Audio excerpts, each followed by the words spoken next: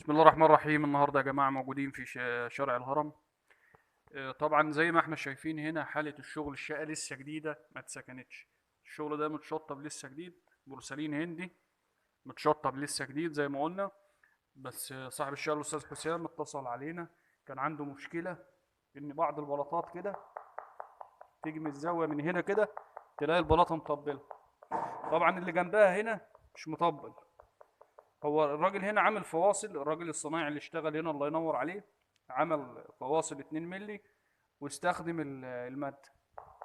يعني الشغل ده معمول بالمد، ولكن التطبيلة دي يعني الكمال لله، هي تقريبا حد داس على البلاطة هي ولسه قبل ما تنشف فعملت معاه التطبيلة دي.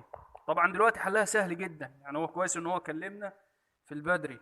الحاجات دي بيبقى الحل بتاعها سهل جدا في الاول، بعدين طبعا بتقوص وبيحصل فيها مشكلة كبيرة. لكن دلوقتي الحل بتاعها سهل جدا وبفضل الله هتتحل المشكلة، وهنصور لكم بعد ما نخلص.